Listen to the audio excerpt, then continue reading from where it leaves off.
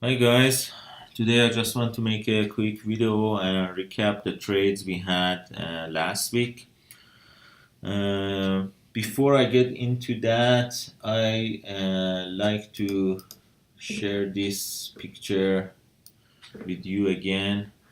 I shared it in the education channel in Daily Stock Money chat room. Basically, this is a tweet from Rainer Theo. He talks about all these questions that you need to know before getting to a trade or before you have your trade idea. It's basically the strategy that I'm a fan of. It says you have to know what's the psychology of a trade.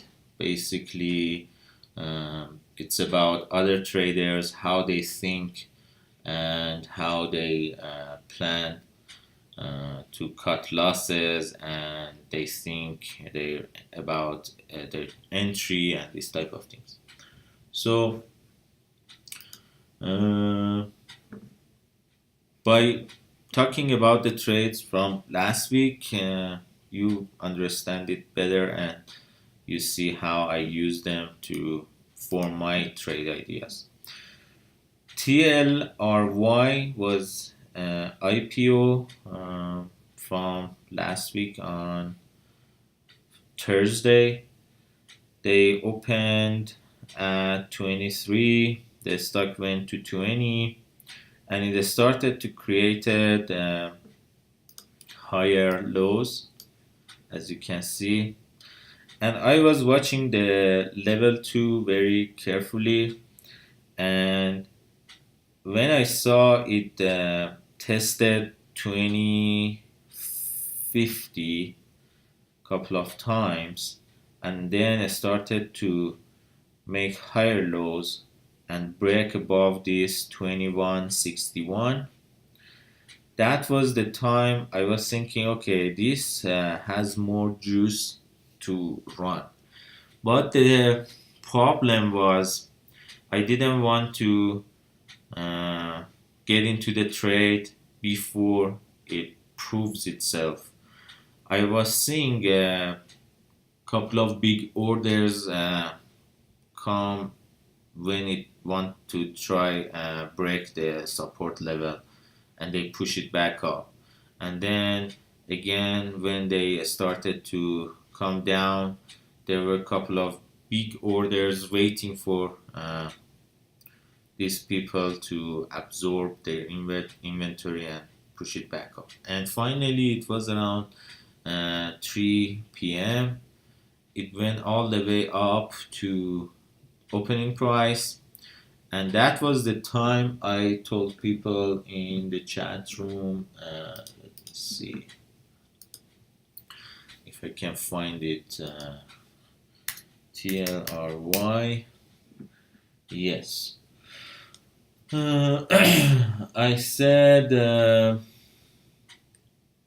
I traded this, and honestly, I had a bad execution. TLRY is trying to give me the entry that I was looking for. I thought it comes to 2320, but and I put my stop loss as 2260. Anyway, um, the stock came back down, and I started to buy when I saw it bounce from this support.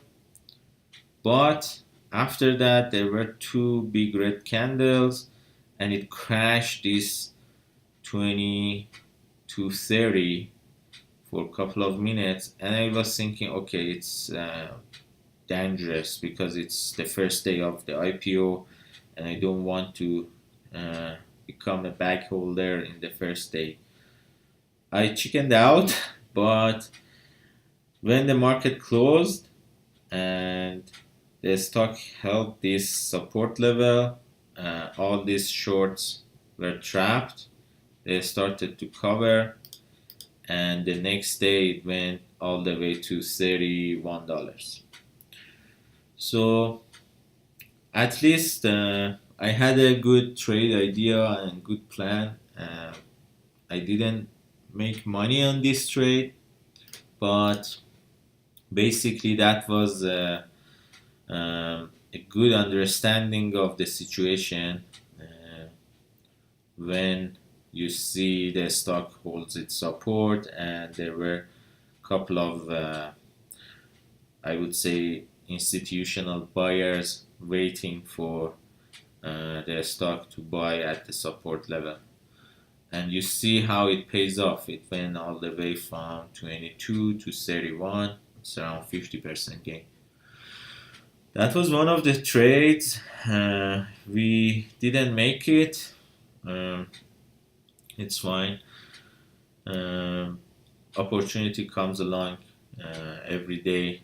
I have no regret. So the next trade was yesterday, RWLK. This was a company that the stock were beaten down, and they had a news, and I checked the news and I saw the chart forming a cup and handle type pattern, but at the last moment I was about to buy the stock below $1, and I alerted in the chat room. But in the last moment I figured out there are a couple of chat rooms involved in this trade, and they are pumping it, and they ask their subscribers to buy. Because of that, one single piece of information was enough for me, because I didn't want to trap myself in a chat room pump, and I decided to not basically trade based on the chart and the news. I decided to stay away, and guess what? It ran from $1 to 133. So this is another example that I personally, my trade ideas are based on what I understand from the trade, not based on what other chat rooms suggest how to trade. So I missed this move, but I don't have any regrets, because most of the time these chat rooms, they start to pump their stock from for example 80 cents to $1, and they dump, the moderator dumps their share at the close, because there is no specific strategy. It's just a chat room pump. There are hundreds of thousands of people, they follow their moderator, and the moderator would dump their shares close to the end of the day. So I didn't play this, and I asked our people in the chat room to not trust it. So that was another trade. SAEX, this was the trade I alerted in the chat room pre-market. Let me see, SAEX.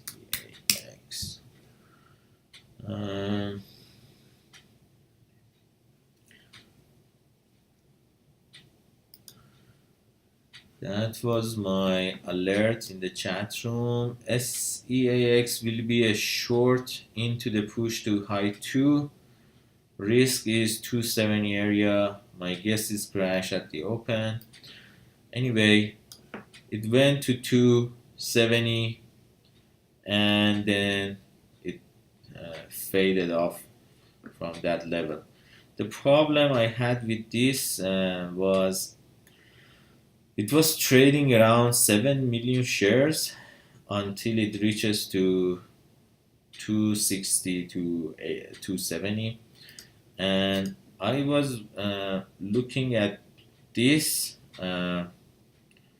this candle here, 6 million shares, 270 was the resistance, and when I saw it's trading 7 million shares before reaching to 270, I was thinking, okay, um, those 7 million shares back holder, they are gone by this trade. So this can push further because now it passed the volume of the previous resistance, and it can go higher. The volume was higher today. Basically, it creates another a strong resistance at 270, and for the next couple of days it would be a great short whenever it pops to 250 or even to 240. You can short it because there are around 16 million shares traded this day, and they are all underwater. So anyway, I chickened out. I didn't short this at 270 as well, but that was a good thought process and trade idea for SAEX.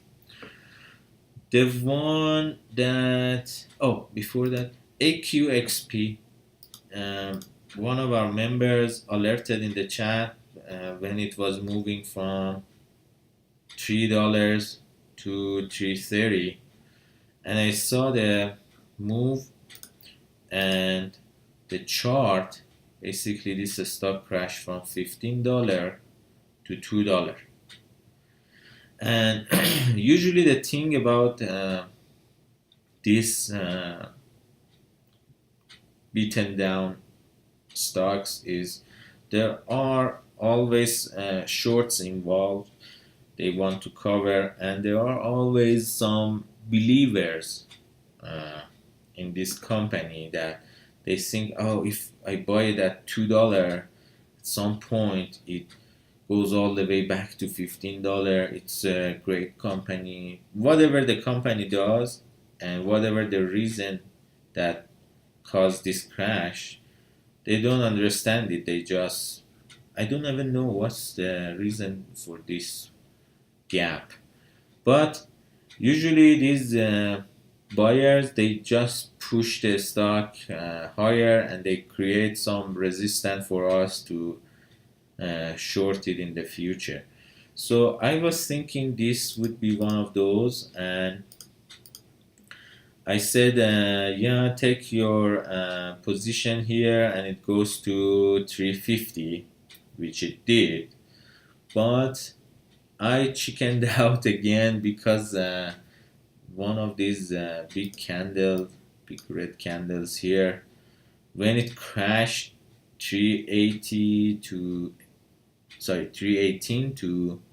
312, I was thinking, okay, it's probably it would die off, and I don't want to be a back holder in this stock. But it held the support here at 3, I would say 310, 312, and then went up all the way to 350 the next day, and then crashed. So that was another trade that we missed, but at least we learned something new, and we were on the right track. The trade that our chat room and myself made a huge profit last week was CPAH.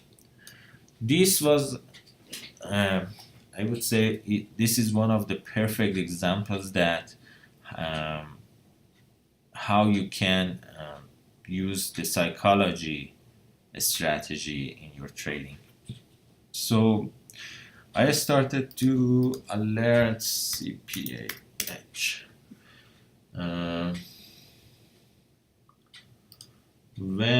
it was when it bounced from $4 here. Oh, let me just be sure that we have this. Yeah,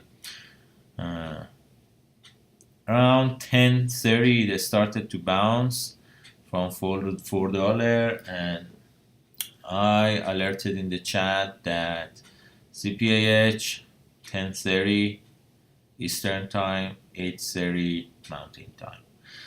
CPAH bounced from 4, missed the trade because of SAEX, but I said CPAH will give another dip. Don't rush buying it in this mid-range. We missed the bounce and now should wait for the next setup. Then the dip came along, and I told people 394 is your support. I said my guess is it will dip to 420, but 410 is possible. Be careful about that big red candle, this big red candle here. But anyway, it dipped to 4.7. 4.7 was the time I was watching it, and it bounced from that, and I said okay, I took a starter from 4.13. 4 is my hard stop, and then I started to tell people now shorts and longs are battling at this level. Let me show you specifically this level. I took my position here when it bounced, and I was thinking, okay guys, these people from early morning, they shorted this stock. They shorted from 490, and some of them they started to cover at 4, but some other shorts, they see this bounce as another opportunity to take advantage, and they added to their shorts. And now when they see, oh, it's not gonna crash 4 easily, what they do is at least they want to reduce their position size, or some of them they get panicked and they cover. So we basically write, that was our plan, to write this from 4 to test of the high of the day, or opening price. No, opening price was this. Basically the test of the high of the day. But because I knew this stock is not that strong, I was just expecting this to test this 485. I was expecting this to just go to this level, and if it holds above this support level 450, that might be another opportunity to go higher. One of the reasons was if this bounce and goes high, it would be around 11:30, 11 to 12 in midday, and there are not enough people to buy this and push it higher. So I exactly called the top. I said I will sell CPAH at 485. It was around 11:12, and I raised my stop loss when I was in the trade, and guess what? It exactly topped 485 and then crashed basically all the way back to where it was started the move. So that was an example of how you can